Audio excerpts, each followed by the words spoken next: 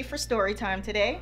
I'm Mrs. Anderson, and today we are going to read Norman Didn't Do It by Ryan T. Higgins.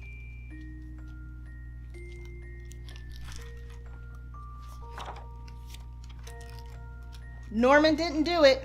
Yes, he did. Norman was a porcupine. Norman's best friend was Mildred. Mildred was a tree.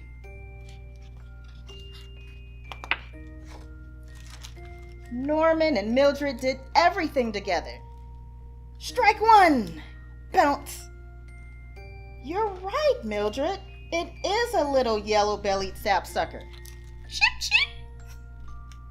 I love playing tree together. Yay! You win! Norman was happy the way things were. Okay, one more chapter, then it's lights out, Mildred. Norman and Mildred. Mildred and Norman. Just the two of them. Until one day, pop! There was someone else. And who is that? It was another tree. Suddenly, it was no longer just Norman and Mildred. Now, it was Norman and Mildred and the other tree. This did not sit well with Norman. Norman began to worry. What if the other tree wanted to be friends with Mildred? What if Mildred liked the other tree? What if Mildred liked the other tree more than she liked Norman? Norman kept a careful eye on the other tree. Whoosh! He watched as Mildred and the other tree grew closer. Bounce, bounce.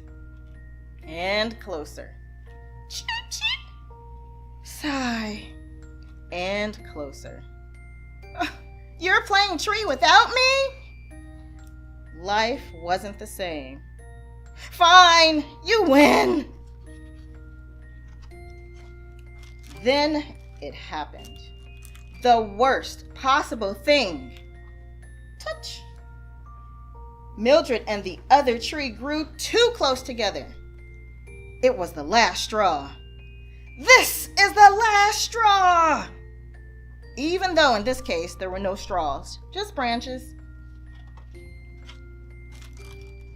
Norman could not lose his best friend, not to the other tree. Something had to be done. Norman planned and he planned until his plan was just right. Then, under the cover of night, Norman dug up the other tree and took it far away, very far away. Very, very far away. To a place where the other tree would never come between Norman and Mildred ever again. And just like that, the other tree was gone. Norman and Mildred were back together, just the two of them. But it wasn't the same. Other tree?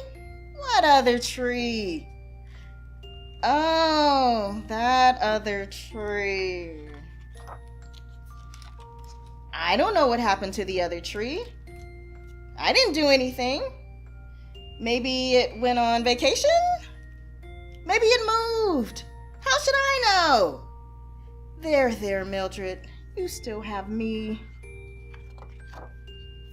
Soon, Norman started to think about Mildred without her new friend.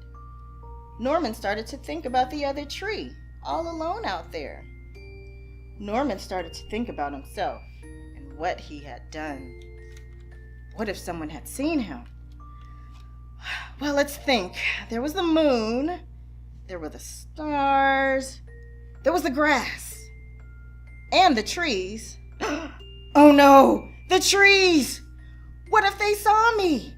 What if one tree tells another tree who tells another tree who tells another tree who tells Mildred? What am I gonna do? What have I done? What if digging up your friend's friend in the middle of the night and taking that friend very, very far away was not the right thing to do? What if it was the wrong thing to do? Stop staring at me, Mildred. Trip, thud. Norman had hit rock bottom. I have hit rock bottom. Something had to be done.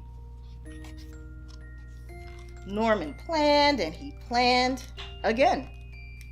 Then he went back to where he had left the other tree to try and undo what he had done. Yes, you're right. I went a little overboard.